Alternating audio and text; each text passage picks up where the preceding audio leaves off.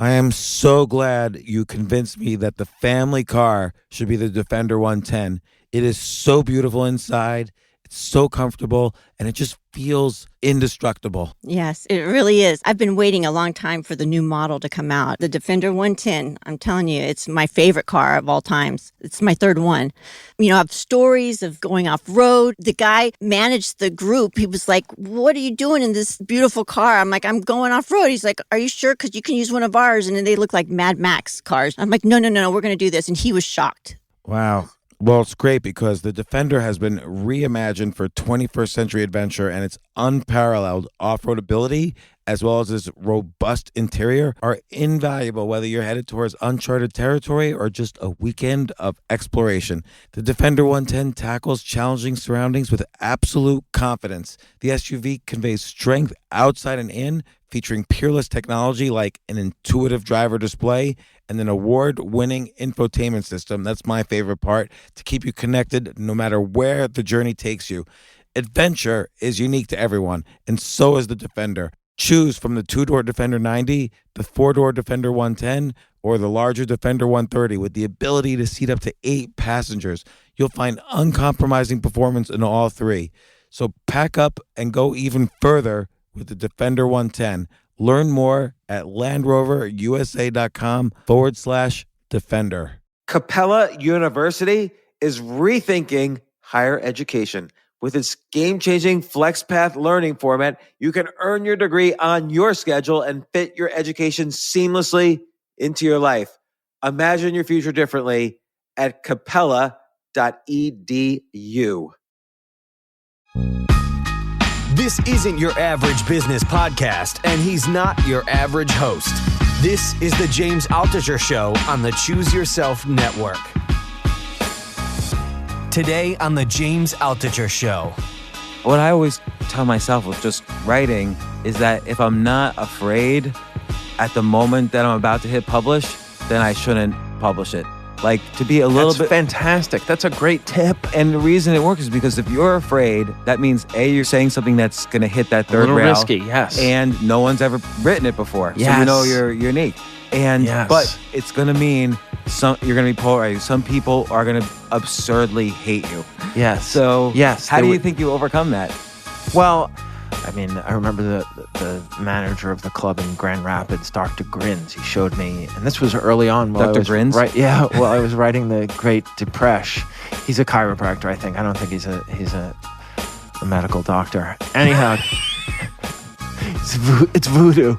A person wrote on the comment card in all caps, "Don't talk about depression," with infinite exclamation points. And the manager, Dr. Grins, felt the need to show me that at a time when I was still unsure of whether this was going to work.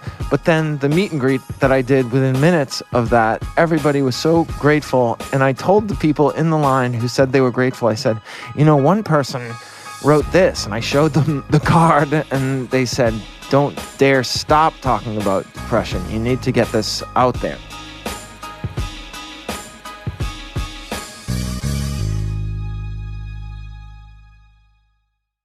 Gary Gulman, congratulations. You're about to release your HBO special. Yes, James. The Great Depresh. Yes. And do you mind if I give a little intros? This is the fourth time on this podcast. The first time, we didn't know each other, and I was just simply a huge fan. I'd watched like every YouTube clip 10 times. Yes. I could recite your jokes and comedy to my friends. And you came to the studio, and I hope you don't mind me saying, you were really quiet. Yeah. Like you could barely talk louder than a whisper. Right. And I finally asked you about it on the podcast, and you started talking to me about your depression. Right. And fast forward another year, we did a podcast about one of your jokes in particular, the abbreviated states. Right. And even when I felt bad, like even when I told you what the topic of that podcast was, you were like, "Ugh, I'm never gonna write anything better." Right. Like you were, and then we had lunch the next day, and the next day after that, you were going to essentially quit comedy and move back to your mom's house in Boston and be a camp counselor. Yes. Like, and here I couldn't believe it. Like this huge talent, and you at that point, I think you really didn't know what was going to happen next. Right. I was really sick. So the story in joke form, as well as documentary, is premiering Saturday night, October 5th at 10 p.m. So I wanted to get that plug in first. But I do remember how sick I was, and it feels so good to be able to come back in such a better space where I feel I'm myself, and I'm able to reflect on these things with some perspective and bring some light to it, and also lightness. So I want to ask you about what happened that summer, because you came back firing. Yes. Like between sets that I saw you do and your writing on Twitter, the Gulman tips, which are Right. like the most amazing tips Oh, on comedy thank I've ever you. seen. Like the only reason I log into Twitter now is to look Oh, for your wow. tips. Oh, that's what a great compliment. And because they're so valuable, not just for comedy writing, but for writing and art. Like it's hope really so. valuable advice about creativity. And then of course you teamed up with a little known producer named Judd Apatow to make Right. an amazing. I watched the taping of it, an amazing special, which is appearing on HBO on Saturday, October 5th, 10 p.m. And they call it The Great Depresh. And I watched it, and it was like all my neurons were firing watching you on the stage, because I was thinking to myself, man, he was a great writer of all these jokes, like the abbreviated states, all your jokes about Trader Joe's, grapefruit, hockey. That one was in the. I won't give a spoiler, Right. but then I was amazed. Like it was like a whole evolution in your writing to take all this skill and apply it. It's very hard to take autobiographical stories, I think, and make them funny, because in your head there's Right. all this story. Like you're seeing a Right. vision that the audience is not, because you're seeing the full 4D reality of it. Right. To chop that down and put in punchlines and take out all the fat is got to be difficult. So Well, I think one thing that occurs to me is that when you first start to write comedy, you have these stories that you've told in your life, and you try to put them on stage, and you realize that it doesn't work the same as when you're telling the stories in the other context, which is your life. So I think why is that? Why doesn't it work? I have no idea. But part of it is that you don't have the skill yet to write for the stage, and so a lot of people give up and say, I'll just write things that are outside me, and I'll make observations, and I'll adjust my whole act so that I don't have to rely on my own story. So I think part of it is that you need a certain skill to be able to write autobiographical jokes and make them funny and make them work for the stand-up setting. But also what happened was, over the 25 years that I did comedy, I cultivated, I guess, or was lucky enough to draw a certain audience that was on the same wavelength as far as my humor and my delivery and my speed and pace. And so I've been thinking about this a lot recently. And this was definitely the case. I couldn't do the Great Depresh material everywhere. I couldn't do it on a Saturday night at the Comedy Cellar when they're there to see people just killing, and the people who went on before you did incredible shows, and then you're gonna go down and say, hey, I was in the psych ward and I got recognized in the psych ward, and talk about that. So if I only had comedy clubs and bar shows to run my set at, I never would have gotten the confidence to do it. But luckily I had this audience that probably started to coalesce, maybe partly from that joke we talked about, the abbreviated states, and maybe partly from some of the specials I had on Netflix. But I got to maybe a tipping point or a position where I could fill 300 to 1,000 seats in most cities in America, and those people had the same sense of humor as me. They all found me very funny. So I was able to have some leeway and some patience from the audience in talking about these things. And like we were talking off air, the feedback I got after the shows was different from any of the feedback that I had ever gotten in my career, and it was clear that the people were hungry for this type of act, that they wanted to hear about depression and anxiety, and they wanted to hear about my treatment and my recovery, and they were so grateful. And again, if I hadn't gotten that kind of feedback, if I had alienated people, and there were people who came up to me afterwards and said that was too dark, and luckily I had some people around me, my manager and the director of the special, who I told them what the comments were, and they said, in one case they said, well, what did the other people say? And I told them, and they said, well, just listen to them. And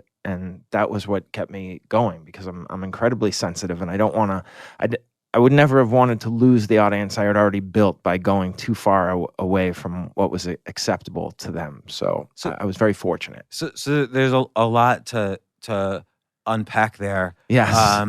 But like in the first thing you mentioned was that it's initially people try to do these autobiographical pieces. It doesn't seem to quite work. I wonder if the reason is, like, when you tell the story to your friends and they laugh, that's because they're your friends. Right. They know the background. Yes. They know you're the comfortable. four You're dimensions. confident. Yeah. You're not And they know you. memorized. It's also conversational. That's one of my biggest tips I give to comedians who are starting out. You need to be conversational now. The alt comedy movement in the 90s wiped out all the schmaltz and the prepared delivery that was so hot in the 80s. Yeah, like I think people don't want to see an act. Like Yes. adults don't want to see other adults trying things. They want to see a professional talking Yes. to them, making interesting observations, touching Yes. them, and then making Yes. them laugh. Yes. And touching them, Right, mentally. right. And the other thing is, like you mentioned, when you just go into a room full of strangers and say, I'm depressed, I just came back from living in my mom's house. Yeah. If they're strangers, and half of them might be tourists from other countries, they're paying money. They want to see, Jerry Seinfeld, a successful comedian. Yes. They don't want to see this Yes. guy just was sleeping in his mom's house. Like, Yes. Yes. So there's that aura, and like you say, a lot of the comedians, they go up on there. They're fast. They're funny. They're a roller coaster ride, and it's different paces. Yeah.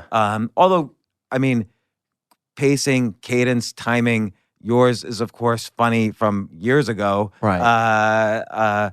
But I think that's part of it also. And again, it's hard to know. I think when you're telling a story, different things might be important to you than was important to the audience. Right. So like what you say, that people were coming up to you, instead, no one's going to come up to you after one of your older jokes and say, man, that thing about grapefruits, that really struck home. I had a cancer the size of a grapefruit also, and I never thought of it that way. Yes. But with depression, there's like 40 million people in the U.S. clinically depressed. I've suffered from it. You've obviously been through it very recently and came out the other side. And I think this is something people want to talk about. And when they see a performer talking about it, it gives them permission to feel like, oh, it's okay. This guy just made me feel, not only did he make me laugh, he made me feel okay. Yes. But the final thing I want to unpack there is that it takes one person out of 100 to ruin the feeling for you. Isn't that crazy? Yeah. Yeah. I mean, there was one show, and I talked about it last night on Seth Meyers, which I'm sure you DVR'd, but I watched it this morning on YouTube. Oh, you did? Oh, okay. I didn't listen to it with my bass boost on the Sony Walkman. So there was one man in Delaware who was just so angry about the performance I was giving, and 70 minutes into a 90-minute show, he started to clearly become upset, and I asked him if everything was okay, and he said, what is this, therapy? Don't you have anything lighter? And I said, I thought that the name The Great Depresh would have clarified it to everyone, and that the other people seemed to be enjoying it. And he says, you suck. And then he walked out. And for the first time in my career, I got a standing ovation before the show ended. The people were so supportive and overrode his veto in such a dramatic and substantial way. But it still stung me. It really did, because it's not good if something is for everyone, but you still, there's a part of my I don't know whether it's my ego or just my sensitivity that wants to be for everyone. Yeah, I think that's a natural thing. Yeah. Even though so many creatives have said for almost centuries, Yes. a third will like you, a Yes. third don't care, and a Right. third will hate you. Right. We've been warned. I know. Since That's Mozart, we've been warned. That's so true. Yeah. And just as a brief story, last night I was giving a live podcast downstairs. A friend of mine just wrote an excellent book, and some woman stood up at the end and basically said, "You can't use your book platform to say that opinion. Oh, like, gosh. people think differently. It's inappropriate what you said in your book." And he said, "That's the definition of a book, for me to say my opinion." Yes. So he dealt with it very well. Like, I felt like Right. he was very healthy in Right. dealing with it. But I think I'm like you, one thing, and that's what I'm showing to everybody. Look what this Yeah. person said. And Yeah. how many other letters did you get? Oh, 1,000, but they Right. don't count. Yes. So Yes. how there do you w- think you overcome that? Well, I'm very good at bringing it up with my friends and my partners in this project, and they are able to talk me down and explain to me what you just explained to me, and say that it doesn't really matter. I mean, I remember the manager of the club in Grand Rapids, Dr. Grins. He showed me, and this was early on while Dr. I was Grins? right. Yeah, while I was writing the Great Depresh. He's a chiropractor, I think. I don't think he's a medical doctor. Anyhow, doctor, it's voodoo. Dr. Grins, a person wrote on the comment card in all caps, "Don't talk about depression," with infinite exclamation points. And the manager felt the need to show me that at a time when I was still unsure of whether this was going to work in Middle America, for instance, Grand Rapids, Michigan. But then the meet and greet that I did within minutes of that, everybody was so grateful. And I told the people in the line who said they were grateful, I said, one person wrote this, and I showed them the card, and they said, "Don't dare stop talking about depression. You need to get this out there." So that was very helpful, and a new approach, not just internalizing it and beating myself up and developing all kinds of insecurities and anger. What I always tell myself with just writing is that if I'm not afraid at the moment that I'm about to hit publish, then I shouldn't publish it. Like, to be a little That's bit fantastic. That's a great tip. And the reason it works is because if you're afraid, that means you're saying something that's gonna hit that A third little rail, risky, yes. and no one's ever written it before, so Yes. you're unique.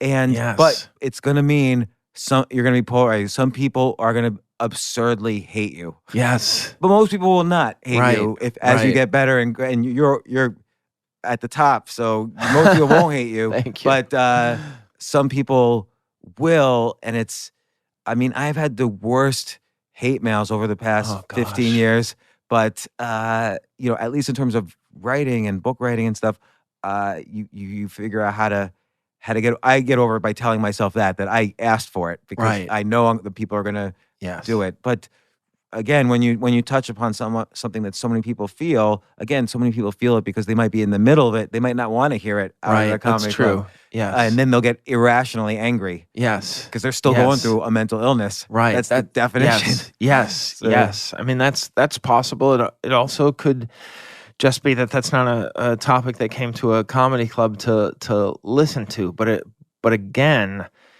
I was lucky that there were a lot of people, even in Grand Rapids, that were there specifically to see me.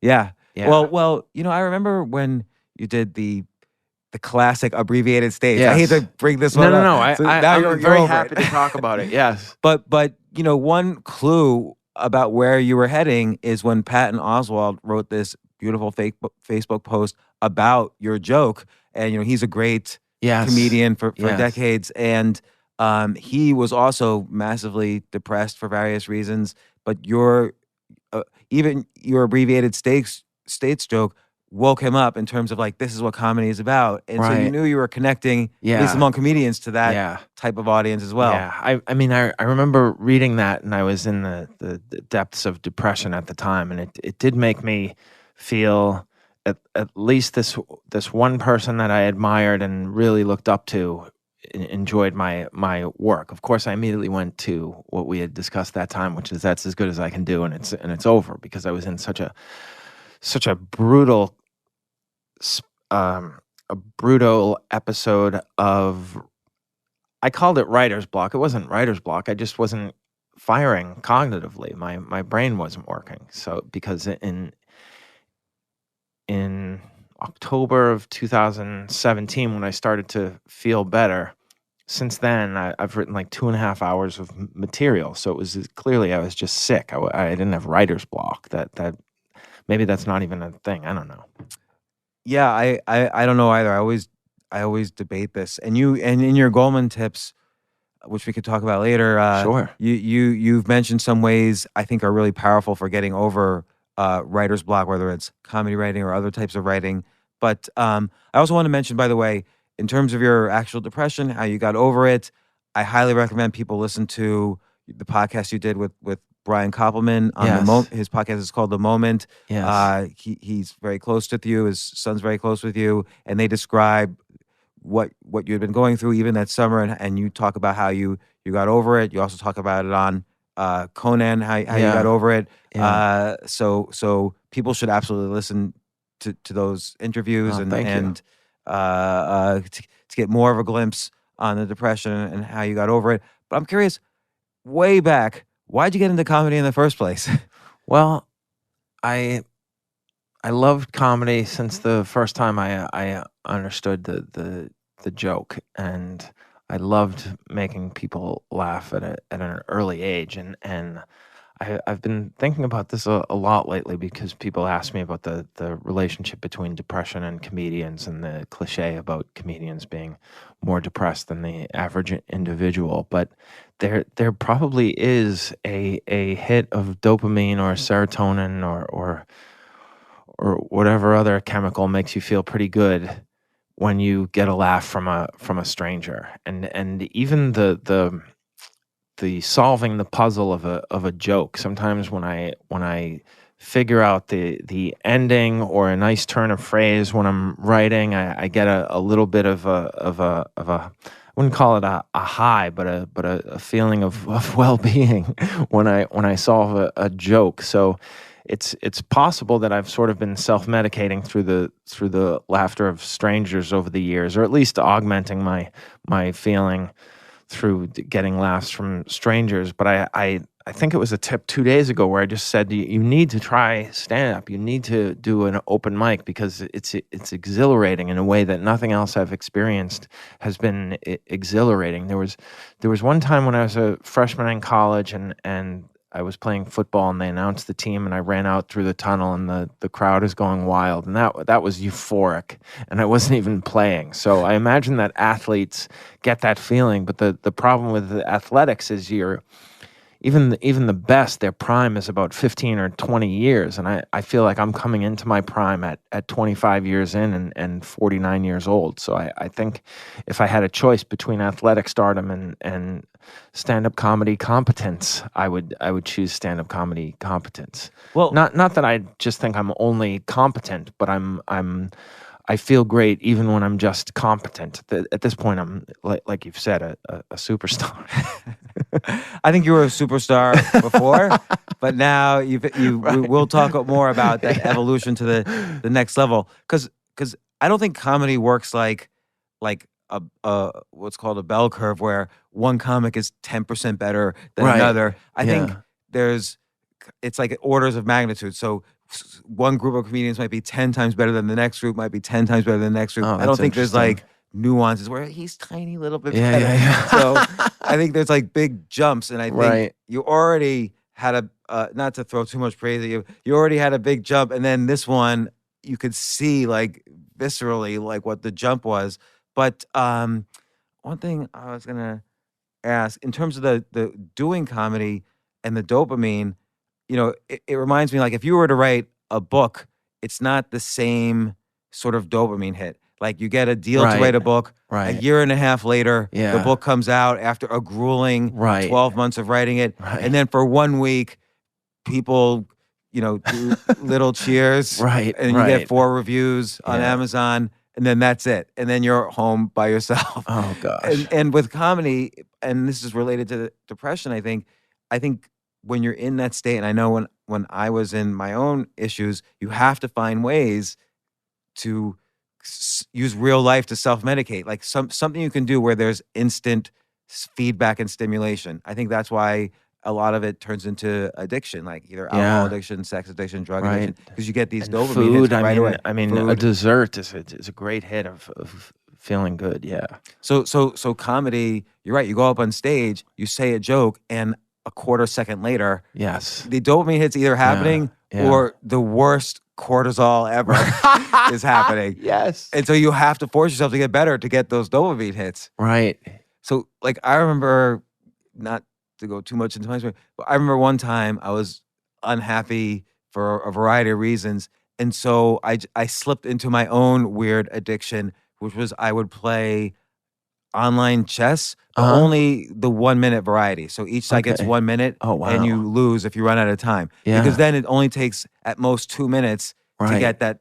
I'm either going to win or lose. Yeah. If I win, great. I'm the best in the world. If I Right. lose, rematch. Oh my word. You know, Yeah. so now I would play 24 hours a day. Wow. It was But it's nobody safer would than believe that it's a gambling. disease, but it was my girlfriend at the time thought it was a disease because I literally couldn't even go to the bathroom. I had to Wow. keep playing. Oh my gosh, I've never heard of that. That's so interesting. Yeah, but it was Yeah. not good. But now Right. it's an indicator for me. Like if I do that Okay. too much, Right. it means something's off the rails. Right. So No, that's a great indicator. So, Yeah. but I was going to ask you about an earlier point you made about,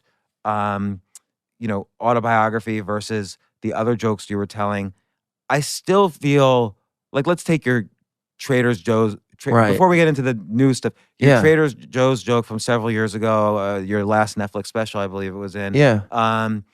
That's still not quite autobiographical, but still your perspective Right. is unique to you and unique to who you are. And to some extent, that's your point of view, uniquely your point of view. It's not Right. like, let's say, the level below where they're just trying to figure out what to make the audience laugh. This was something that you found funny or annoying, Right. and you figured out a way to write it and express it in a funny way. It was Right. still very uniquely you without being the story of your life. Right. And it what's was the a difference is what I'm wondering. Well, it was a true story, or if it was a movie, you would say it was based on a true story, and it was helpful to me because it was the first time where I'd taken a story, and so I was probably doing it 21 years at that point, where I'd taken a true story from my life and told it on stage and made it work. I mean, there were other stories, but they weren't as long, and I didn't really bring in all my tools and all my skills and all my interests, and I was at the height of my powers, and I was using everything I had learned in that, and also it was a new idea, which was if I believe in a joke, I am going to stick with it, and that I think led to me sticking with this joke that I had come up with in 1994, which was the abbreviated states. I'd come up with the premise a long time ago, and really never had the confidence or the skills to do it. So I think while I didn't. There's probably not a connection between talking about the meltdown I had at Trader Joe's and talking about the actual meltdown I had in my life. I think it gave me the confidence to tell a narrative and use that in my act. But one thing I wanted to discuss with you, because I had a thought about it, that there's this thing which is a little bit bothersome in stand-up comedy, where the audience doesn't laugh on a curve, right? They don't notice the degree of difficulty of your jokes. They don't know that writing a joke about depression is well, they may know it is, but they don't care that writing a joke about depression is harder than writing a joke about the airline food, for instance. But they'll laugh harder at the airline food than they will a mediocre joke about your depression. They don't laugh on a curve. But one thing I've noticed is that reviewers grade on a curve. They expect to laugh, I think, and but that's not the end all and be all. They really want to see you risking something and having a higher degree of difficulty, jumping from the high dive board rather than just the side of the pool. Do you think that's accurate? I don't know, because I see also reviewers lately affected by whatever side of the spectrum they're on. Oh, okay. And that's like, take Chappelle's recent Oh, special. right. Whether you like it or not, you know, a reviewer would seem to, like, for instance, a reviewer might say Chappelle's unfunny, ignoring the fact that everybody in the audience was Yes. laughing right in front of us. Yes, And the audience right. score on Rotten Tomatoes was 99%. Yes. So I don't, maybe he thought it was unfunny, and that's fair. He's allowed to Right. think that, the critic. Yeah. But to say it was unfunny, like, Right, that's objectively, the rule. yes. Yeah, that it's doesn't silly. seem to make rational sense. You have to wonder, where is this irrational behavior from a professional writer Right. / reviewer coming from? Right. Because it's not rational to think that way when everybody was laughing Yes. on the video. Yes. So, but I think, yes, to the other side of your point, I think they want to see funny and interesting, Right. whereas the audience, they'll laugh at a fart joke. Right. And so right. the challenge is, let's say at a comedy club, you talk about the difference between performing in front of your audience of 1,000 versus doing 15 minutes in a comedy club of strangers. Comedy club they like the fart jokes and the airline jokes. Yeah. And they want to think they like the other jokes, but I think you have to work harder for it. Right. Like, I bet you that Trader Joe's joke, you mentioned that's the first story you that was really, really happened, that you turned into a joke. That was a hard joke, because you're basically just talking about people angling for a better spot for their shopping cart. Right. Like, yes. if you were to just say that, people would go, huh. Yeah. But then you have to actually Right. take that huh and turn it into funny, and you did it Yes. really well. But I imagine that was hard. It was hard. It took a long time, but I think, and this will come back to the Great Depresh. I think if I have one sentence that's funny to me and gets a laugh, then I will be unstoppable, because it'll be the thing that I'll build everything around, and I'll just keep gnawing away at it. So I didn't have one sentence to start the Great Depresh with. I had one joke, which was that and I didn't even mention it explicitly as being a symptom of depression at the time, but I had this one joke about having fork prints in your ice cream, and I knew it as a symptom of depression. And the interesting thing was I never mentioned it in relationship to depression until I started working on what became the Great Depresh. It didn't have a name or anything like that. I just had this joke, and I think having that joke gave me the confidence every night to go out and workshop depression ideas, knowing that worst comes to worst, nobody laughs at anything. I am going to close with a great joke about fork prints and ice cream that I can guarantee nobody else on the show has done.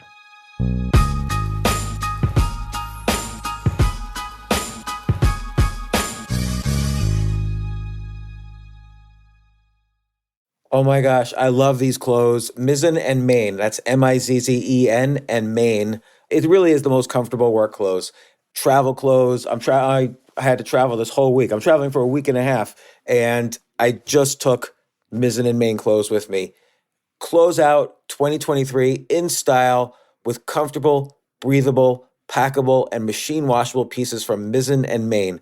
As you wrap up your year-end goals, enjoy a Mizzen and Main dress shirt that you can wear confidently. I like that they've very, very just nice, solid colors. I don't really like to get all fancy in patterns and everything, although they do have some pattern shirts, but very comfortable clothes, stretchable pants. It's just super comfortable, but they look professional, and you can wear them casually or professionally. I like some of their flannel shirts or untuck shirts. I love untuck. I never tuck in. So again, whether you're shopping for a special someone or giving yourself the gift you really want, I just buy myself gifts. Mizzen and Main is the perfect gift for any guy who works, travels, and or cares about looking and feeling great. As you could tell by my many photos across the internet, I care about looking fantastic. I'm practically a model. And let's be honest, every guy loves to look great. So again, shop now at mizzenandmain.com and save 20% when you spend $130 or more using promo code James. That's promo code James at Mizzen and Main, Mizzen and Main.com.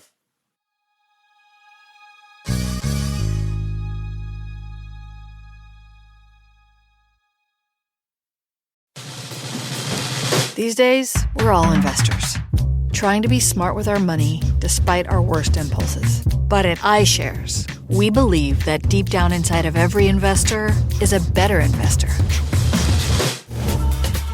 One that's just waiting to be let out. Explore iShares ETFs and insights and let your best investor out. Visit iShares.com for more information. You know what I love about fantasy sports is that even though I'm not going to be a great basketball player or a baseball player or a football player or whatever, I feel like I get to participate and make decisions and use my knowledge of these different leagues or these different sports to compete. So it's like I can pick my team or I can pick my favorite players and I could use my knowledge to make predictions and maybe even make money. So with the basketball season here, you can now pick combo projections across football and basketball from the Specials League on Prize Picks.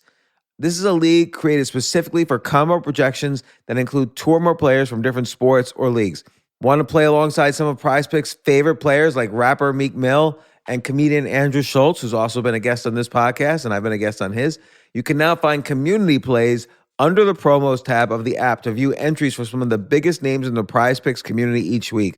Look, Prize Picks even offers a reboot policy so that your entries stay in play even if one of your players gets injured. For football and basketball games, if you have a player who exits the game in the first half and does not return in the second, that player is rebooted. Prize Picks is the only daily fantasy sports platform with an injury insurance policy. What?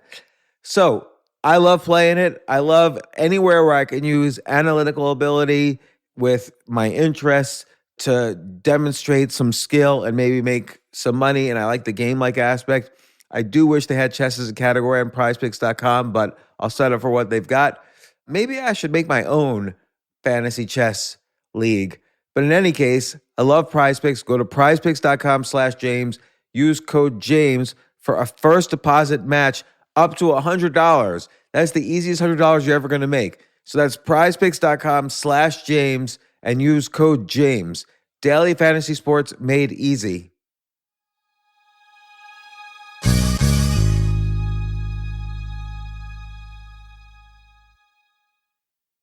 So that joke, which I first heard, you did a set on Colbert, in 2017, I think.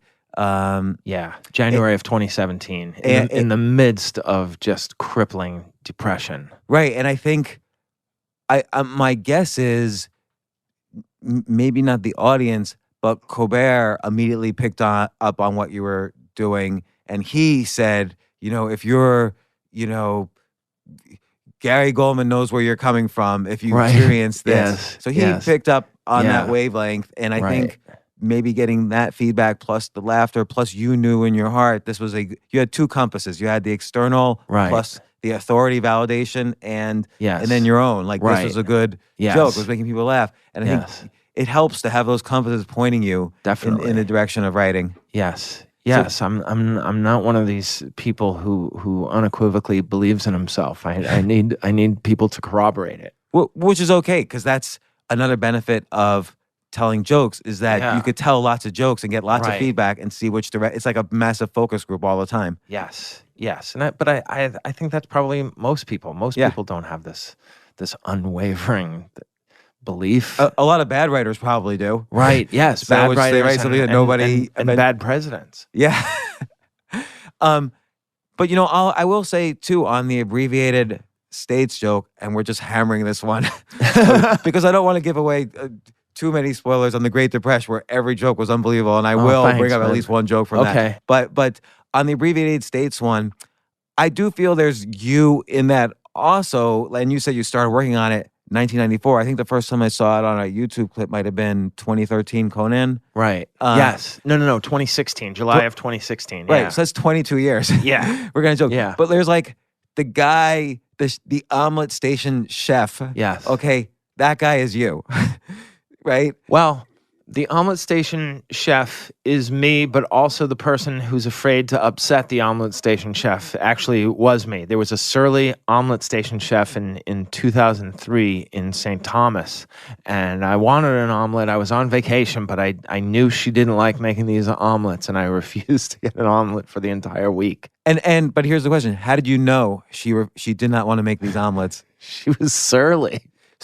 And you could probably relate, like there's dreams and then there's what happened, then there's plan B. Yes. And if you're in plan B, you're Yes. probably not the Yes. happiest you thought you would be. But the one thing we've learned from all these celebrity chef shows is that they are artists, incredibly temperamental artists. And I would be the chef who would be peering through the double doors at somebody's shaking salt on the food that I prepared and thinking they know the seasoning it takes better than I do. You haven't even tasted it.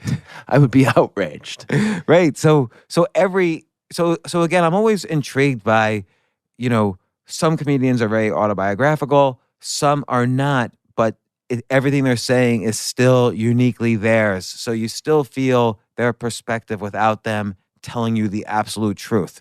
So like Kevin Hart in his autobiography, he talks about kind of his evolution. At first, he was telling jokes to make the audience laugh, so he'd make up these scenarios. And then I guess it was Keith Robinson told him, don't do that anymore. And so he went on the road, and he still is not talking about that much about his personal life, but he started telling jokes about things that were, like, you were annoyed at Trader Joe's. You had observations on the line for the omelet chef. You weren't just saying, okay, this is what the audience is going to like it if I make this airplane joke because they've experienced it, even though I've never been on an airplane or whatever. You weren't telling those. You were still telling your stories, but wrapped in several layers of stand-up Right. Well, rapping. it's really a matter of pronouns. The 80s comedians said, when you go to the grocery store, you do this, and then you switch it to I, and it changes everything in the writing, and it makes it original. And I'm not saying that's all you have to do is switch the pronoun. A lot of work goes into it, but that's essentially what gives it the spark. Is that it always irritated me when I would hear comedians say, when you go over there and you do this, and everyone does this, and I'm thinking to myself, I don't. And the people are all laughing because you're a cult leader. Comedians have a position when they're charismatic of leading a cult, and they're going along with it. And a lot of times the comedian is lying to them. Yeah, well, I think you're right. In order to get your perspective, into the joke, in order for the audience to feel this is your point of view as opposed to something that's just designed to make them laugh, I think you have to figure out where is your personal struggle in this joke. She cut in front of me at Trader Joe's. Yes. Right. And or even with the abbreviated states, you don't use I in that, but you feel as if you're in the room and you're it's almost like you're working through the problem of how we abbreviate the states, and that's why we're along for the ride. So at least I feel that way. It's your perspective of all these different stories within that story. That this story is also going to relate to one of your Gulman tips. But now, fast forwarding to the Great Depresh, October 5th, 10 p.m. Saturday. When do you feel the switch flipped and suddenly you were able to take your story, put in the punchlines, strip out the fat, make it funny? Oh, because that was 25 years, really. Right. I mean, when did you first try to tell a joke that was 100% true, and what happened? Well, like way back.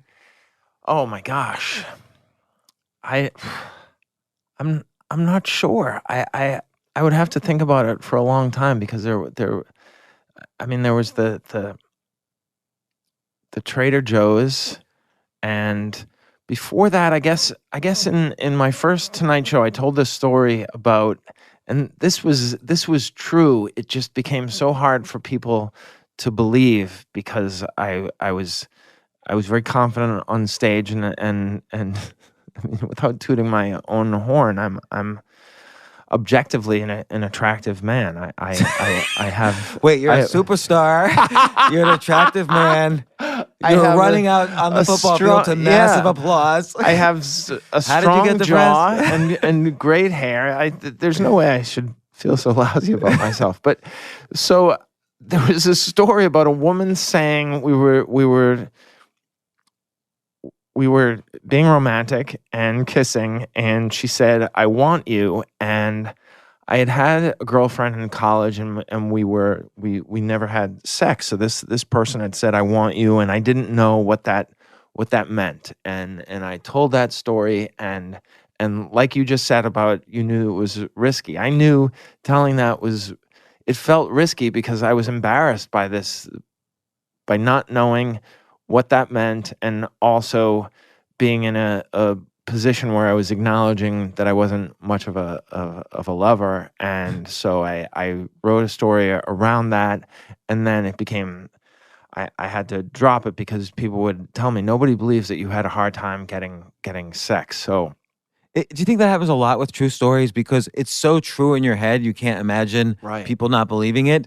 But when they're a total strangers listening to it, they're working off a completely different set of cues than Yes. knowing your history. yes. And so I think that's why often for every comedian, it's almost like a slightly different skill set to turn those things into Right. funny, as opposed to an observation, which you know right off the top of your head. Man, that's funny if I could just figure it out.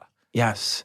That's interesting because when I first started, I remember Brian Kiley, who's a writer for Conan and a comedian who's done stand-up and hundreds of television appearances. But he told me that it was important to know how the audience perceives you. So he told me about a comedian friend of ours who would always have beautiful girlfriends, and he would tell jokes about sleeping with really ugly people, and Brian said those jokes never worked for that guy, and yet he would keep doing them. And even if they were true, they weren't going to work. So it's important that you know how the audience perceives you, or go out of your way to reinforce that. I guess I could have tried. It was just interesting because I remember there was a manager who came to see me, and he said, "This thing where you're having trouble with women, that is not going to work, and you need to change that and go back to Boston for a couple of years." And within 6 months, I did the joke on the Tonight Show and got a deal based on my persona to make a sitcom with Fox for $250,000. So the guy was wrong, but he wasn't way off base. Well, like, what do you think was your persona then, as opposed to when you were on the Tonight Show? Because I think when you are on stage, even before you left for Boston and dealt with the depression in the ways Yeah. you did, I mean, you would go up on stage and you would always seem, and it seemed like a persona, but you'd always seem like slightly nervous, slightly self-deprecating, but not too much. And like you had one joke I saw at the Cellar where, it might seem like a 6'6" Jew with great hair would not have would not also inherit all the neuroses of being Yes. Jewish. Right. And people laughed at that. So you built a persona where you were Right. allowed to Yes. be a little bit unreliable in who you were. Right. Well, there's this idea that I learned about, and I think it might have come from Norman Lear or from the Mel Brooks era Sid Caesar's writing room. But the idea, it was called hang a lantern on it. If there's something that really doesn't make sense in your script or your joke, acknowledge it and point it out so that the audience doesn't feel they're being duped. So that might have been part of why I was able to make that work. So let me ask you, does the broader sentiment of always call out what the audience is thinking, does that work or not really? So like if a spoon drops, do you and everyone's looking at it, do you acknowledge it or like? Well, for 25 years, I've tried to come up with something funny to say when a plate of glasses or plates, a tray of those things drops at a comedy club, and the other night it happened at the Comedy Cellar, and I screamed, "Don't let this ruin our night," and everybody laughed, and I thought, wow, after 25 years, I figured out how to handle this situation that probably has only happened like 9 times. But that's also a personal perspective. Like, let's say I'm gonna start with the cliche. Like, the cliche is, now it's a party and everyone will give a slight chuckle. Right. We're all in on that cliche together. But just put that anywhere. But I refuse to use a stock line. Right, which is what I appreciate in your Gulman tips.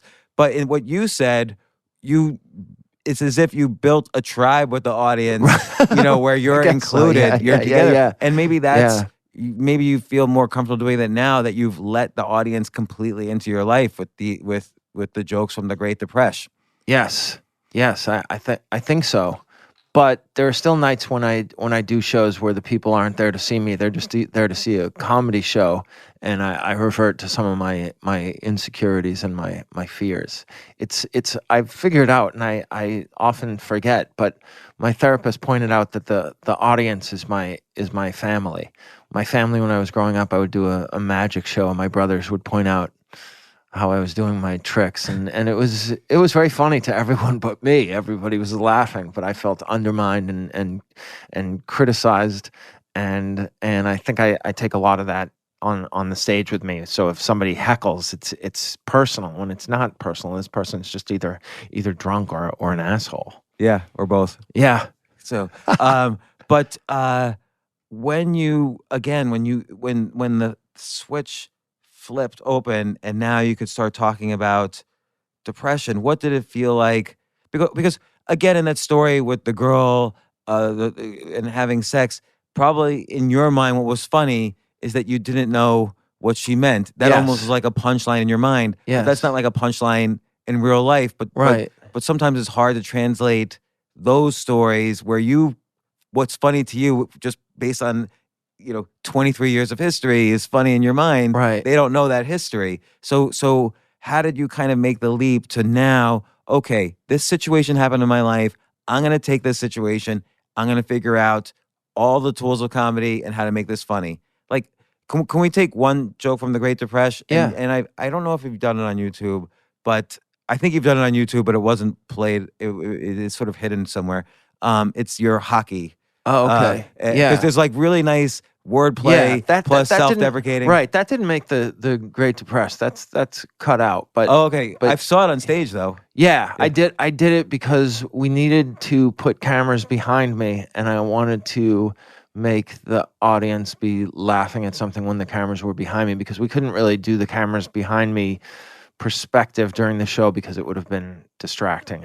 And I don't question your decision, but why did and we'll now you can say the joke, but why did you, given that it was a funny joke and it was a clever wordplay, why did you take that out of the special? I had to get it down to 62 minutes, and I didn't think it was I didn't think it was as on topic as the rest of it, and I also, for a long time, I thought I'm never going to write another great joke again, and so I didn't feel I wanted to hoard a good joke by putting on the special.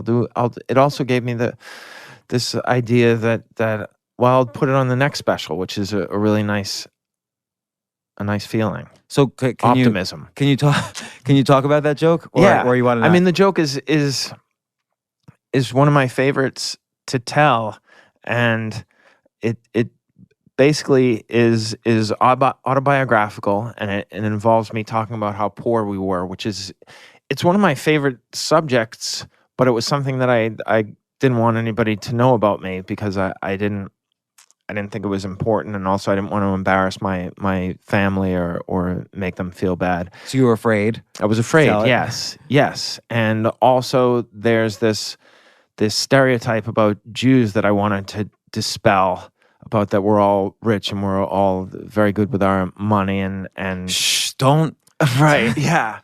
So I wanted to dispel that by talking about how poor we were growing up. We were on food stamps and free lunch and welfare, but there was this just motto that my dad had, which was, if there's something you want, just ask for it. We'll try to find the money. But it was They wouldn't. They would, and I was aware of how precarious our financial situation was. My parents would argue about money on Sundays when my father would have to write out a check for that covered. My parents divorced when I was 1.5, so that he had an alimony, child support combination that was. If I give you the number, you'll laugh. It was so paltry what he had to write out every week for three boys and my mother's alimony. So at 7 years old, I was aware of the tax implications of alimony versus child support because I would hear my parents argue about this. Anyhow, I was in a hockey program. I really loved skating. And my father said, hockey has gone up in price. Like a stock.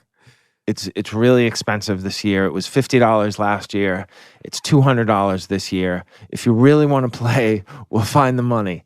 But he had already indirectly, and he didn't probably mean it. He was a nervous dad. He had already laid the groundwork for the guilt that would be involved in me playing hockey. It was like, yes, if you want to play hockey and you don't mind breaking your old man, play hockey. So there was no way I was going to play, but I had this idea that they would really lay it on thick, and I just exaggerated. And the point is that I wasn't that great at hockey, and I was very passive, and it's an incredibly brutal, violent sport, and I just love to skate. But anyhow, they pointed out that I didn't have great skill in hockey, and also that Jews as a whole have shown no aptitude for hockey. And then he said, let's examine the Hockey Hall of Fame. Now, this never happened. I made this up. He said, let's examine the Hockey Hall of Fame. We'll count the Jewish players in the Hockey Hall of Fame. And of course, there are none, which is, I mean, it's...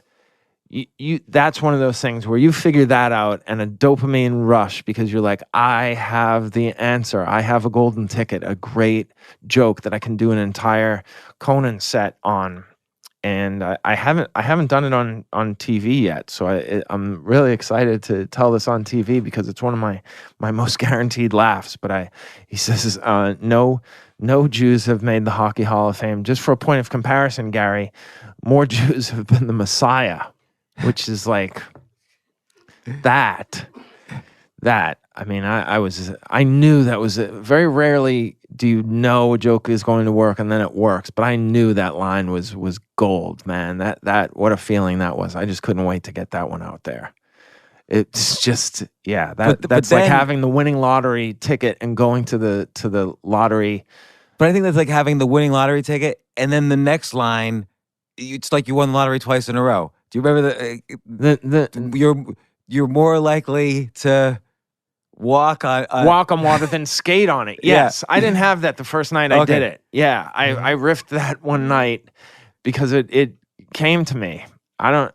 Inspiration or just the confidence that getting a laugh gives you. You feel like you could say anything, and so the subconscious works. And so I think like you say, you get a laugh at it because there's like so much wordplay, so much intelligence in it. Like you're more likely to be the Messiah than to be in the Hockey Hall of Fame. Yeah. And then the wordplay of walking versus skating on water, and then but I think a lot of people could have just stopped at something relating to the guilt you were already preparing for, sure, and had a kind of half joke to that. Like, I don't know where it could have ended, but I think there would have been the inclination to just tell the true story and how you were worried about the guilt and make that just twist that in some small way. Right. But it plays into all my obsessions in life, which is I'm obsessed with Jesus, I'm obsessed with religion, I'm obsessed with sports, and I'm obsessed with how poor we were. So everything came together. I mean, that's what happened there. That was one of my tips, that you should really embrace your obsessions, because that's where you get these really rich specifics and details, and these unusual, because there's this thing where you'll notice on Twitter, somebody will put out a joke there and then 100 people will say the same type of thing in response to it, because they are not obsessed with something obscure. it's to be obsessed with something obscure is a real gift. Like your chess obsession, I imagine will come in handy at some point. Although more people relate to not being the Messiah Yeah. than Yeah. oh, here's a chess player. That's true, but I'm all at the same time obsessed with this sports excellence, and I can't stop thinking about Jesus. Why do you think? First off, by the way, I'd written down a few of your Gulman tips. Number Okay. 24, write down all your passions. Yes. and because that one I think is really important because that's where you're Passion of the Christ. Yeah, exactly. So you have this passion of the Christ. Yes. You're going to go down. There's so many ways to go down the rabbit hole and find jokes from it that I really like that tip. That's tip number 24. You're doing a tip a day Yeah. from January 1st to December 31st. That was the January 24th, I guess. Right. And I like it because again, it's this way of taking your true story, but then combining it with a passion to allow you to make up something that's still important to you and slightly out of the comfort zone of the listener. Yes, like look at what Hannah Gadsby did with her information and knowledge, her mastery of art in the Van Gogh Picasso joke. I mean, I was never coming up with that because I wasn't obsessed with Van Gogh and Picasso, and it's just such an important joke. Yeah, and I think again, when you're passionate about something, you're able to see nuance. It kind of quadruples the number of observations you can make because Yes. you can.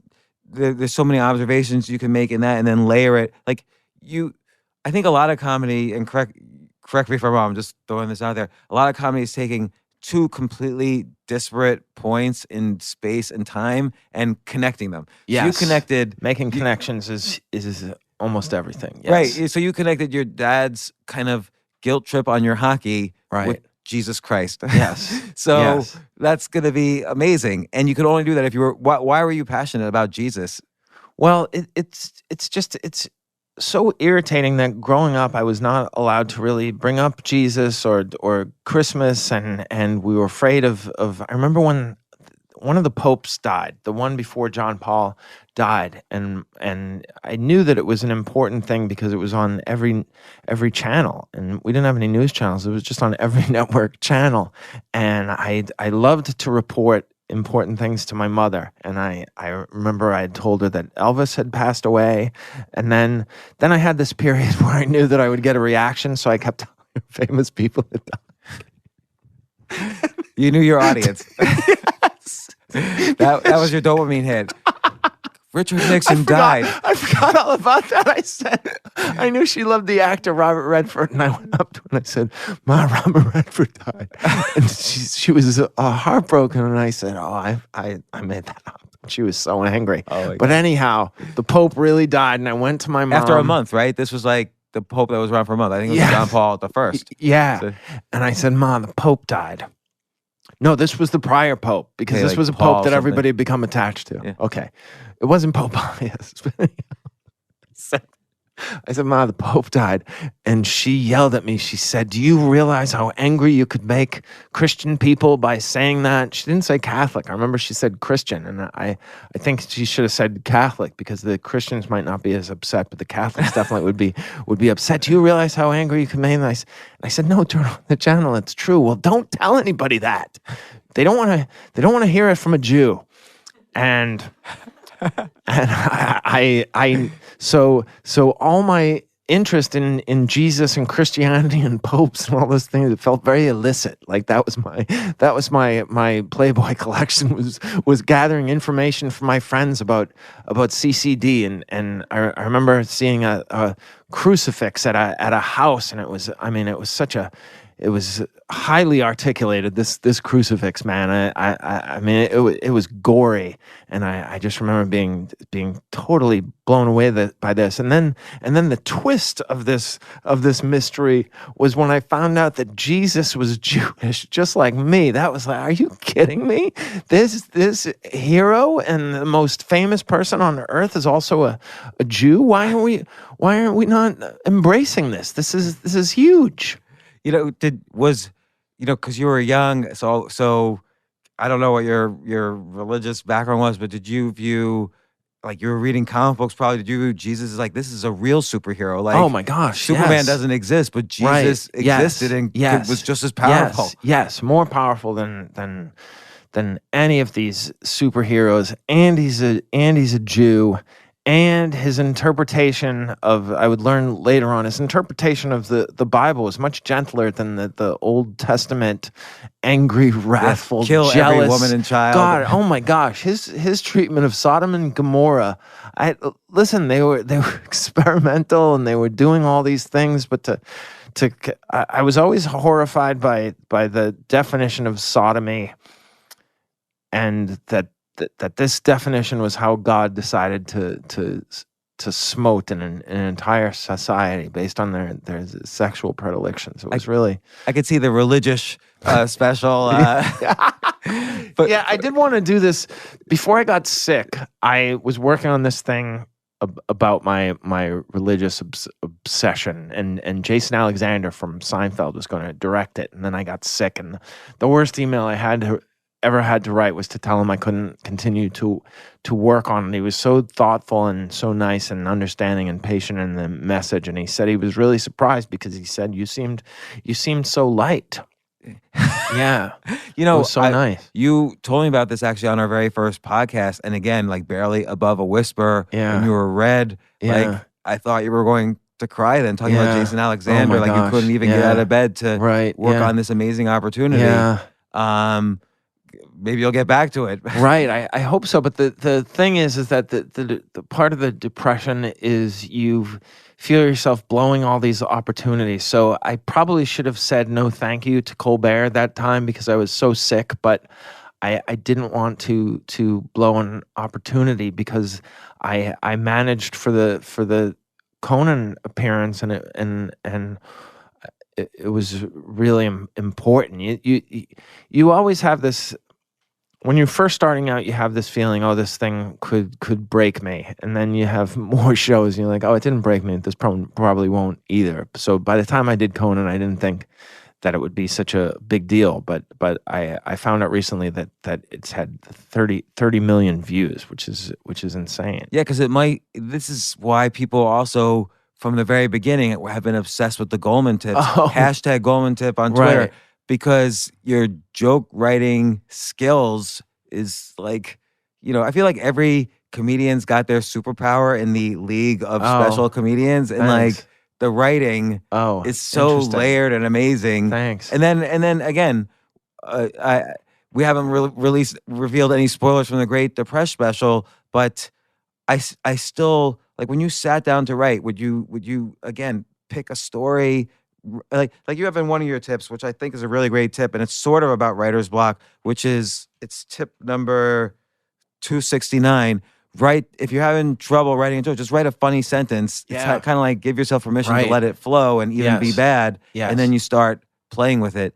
Like, Yes. what would you do? Would you write out like, okay, here's some aspect of my depression, you write it out, what was funny to you, and then start to, Right. how would you then take those words and craft it? Well, I would start with a sentence, and I'm pretty sure I did this tip, but one thing I learned fairly early on in my writing was that you may be tempted to write 9 or 10 pages on this new joke that you think is going to be so great, but you'll be really invested in this joke, and when you go on stage and do it and it doesn't get a laugh, you're going to be devastated, and you will have felt like you wasted a lot of time. And you haven't, but I know myself. I'm going to feel terrible and foolish and dumb.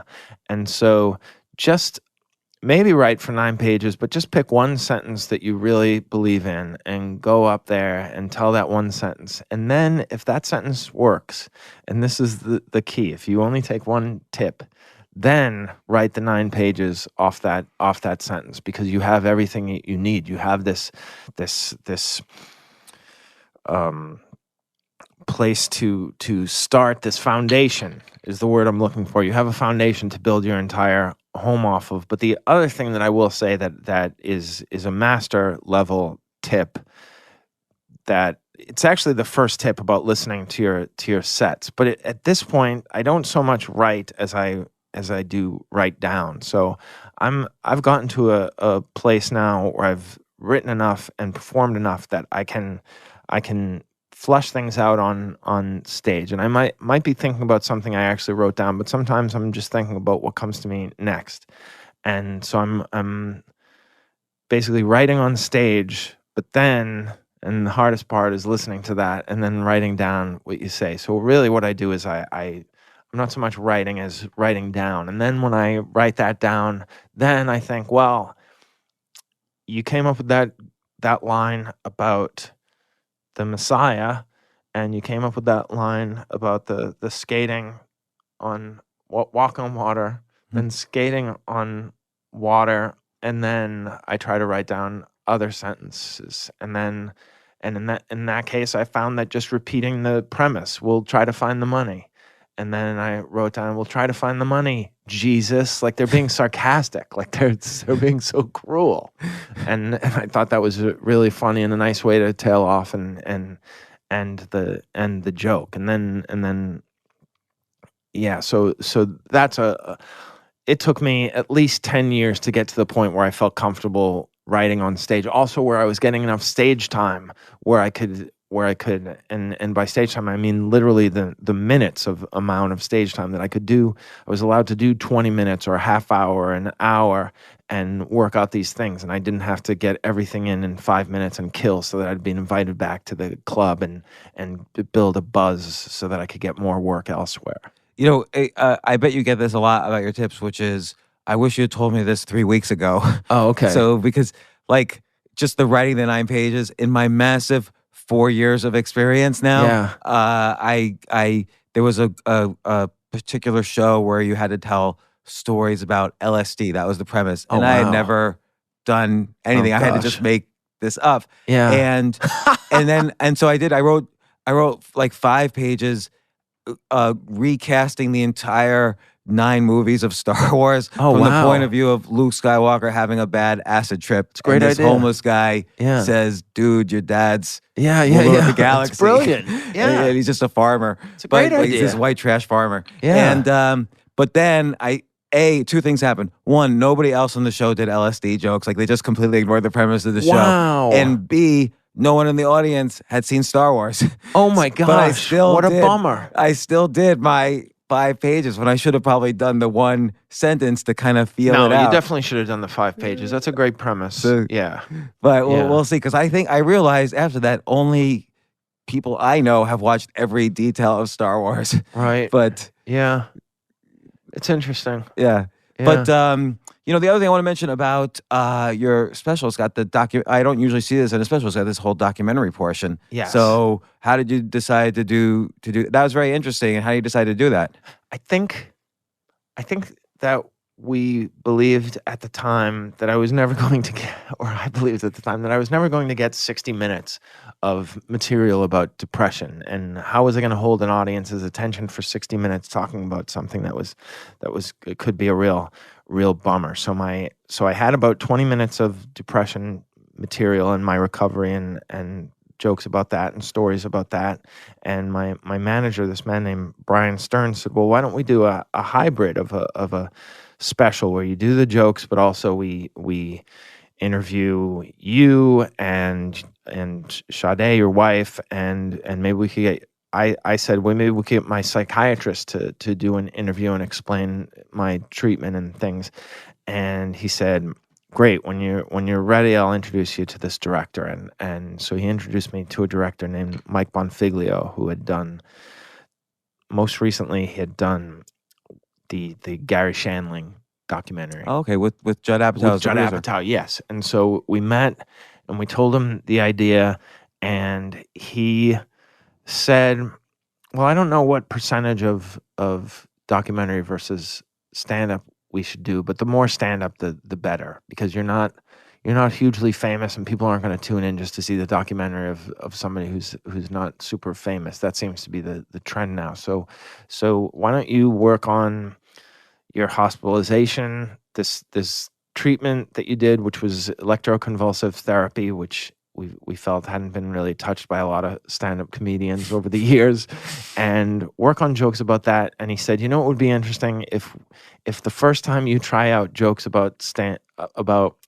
electroconvulsive therapy, we film that and we show it, and then we show the final product in the special. He says, I don't think I've ever seen that before. And I said, well, if you've never seen that before, then that's what we must do, because in an age when everything has been done, probably even that, we should try to do that. And he said, and you know what, if it doesn't work, we don't have to use it, but let's try. And it worked, and we did it. So the idea came from my manager to do a hybrid, and I came up with some of the ideas, and then the director really helped me build the narrative. I mean, unlike any other director I've ever worked with on my previous 3 specials, he listened to every set I did from the road and went and saw me live. And I remember there was one night in New Brunswick, New Jersey, at the Stress Factory, where it was a Thursday night, and it was a full audience, and they were fans, I guess, but it was New Brunswick, which it seems the people were not dressing their best. So a lot of people were wearing shorts and their hats backwards, and they looked like people who were not going to respond to jokes about depression and anxiety and I grew up in New hospitalization. Okay, this is very interesting. So the Stress Factory was the comedy club. Yeah, it's an incredible comedy club, and so Mike said to me, if you don't feel like doing it in front of this audience and it's going to make your confidence waver, then just maybe do your regular act. And I said, no, I need to try it, and if it falls apart, then I'll go into more reasonable jokes. And the audience was on board from the start, and it killed. And that was the night we knew we had something that was going to reach a broad audience. So Gary, I want to be respectful of your time. Oh, thank you. You have a busy next few days. I do have a busy next few days, and I'm very grateful for, but also a little stressed. Yeah, from the first time you were on the podcast to now, it's been such a great arc to see, and I'm so glad I watched the taping, but I'm also looking forward to actually seeing it on HBO. And so again, The Great Depresh, HBO, October 5th, 10 p.m. And I just want to mention also, you got to check out Gary's Gulman tips. I just wrote down a few that meant a lot to me. Your number 15, write out an old joke maybe, but keep space in between each word so you could see if there's other jokes or words you could put in is brilliant, is helpful for any writing. Starting with a funny sentence kind of is like this writer's block cure. I liked, and I'll just make this very clear, I liked your tip 271 about go in front of what you called a nurturing audience, but like an audience who's familiar with you, because then you can, it's good to, when you're learning any skill, it's good to isolate freeze some sub skills so you can focus on other skills. So if you knew the audience is your friend, you don't have to work about that. You don't have to worry about that skill, and you go focus on maybe the exact timing or the wording or stage presence, whatever. It gives you more chance to isolate and learn skills. And then I liked your tip 26, combine jokes. My guess is for the abbreviated jokes, that's probably how over 22 years. So many jokes. Yeah. Yes. Yeah. Well, The Great Depresh, I want everyone to see it. Before we close, let me just say, your encouragement and support over the years has meant so much to me. You've been somebody that I could rely on to give me some objective commentary on what I'm doing, and I respect your opinion because you have great taste in things and in people. So thank you for that. I'm truly grateful for your friendship and your help. Thanks, Gary. I appreciate that, and have fun the next few days. Okay, thanks, don't be too James. stressed. This All is right. a party. No, I'll be fine. Yes, thank you.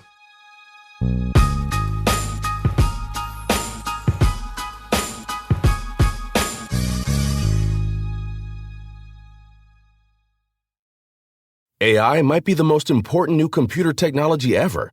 It's storming every industry, and literally billions of dollars are being invested. So buckle up. The problem is that AI needs a lot of speed and processing power, so how do you compete without costs spiraling out of control? It's time to upgrade to the next generation of the cloud, Oracle Cloud Infrastructure, or OCI. OCI is a single platform for your infrastructure, database, application development, and AI needs. OCI has 4 to 8 times the bandwidth of other clouds, offers one consistent price instead of variable regional pricing, and of course, nobody does data better than Oracle. So now you can train your AI models at twice the speed and less than half the cost of other clouds. If you want to do more and spend less, like Uber, 8x8, and Databricks Mosaic, take a free test drive of OCI at oracle.com/advance. That's oracle.com/advance. oracle.com/advance.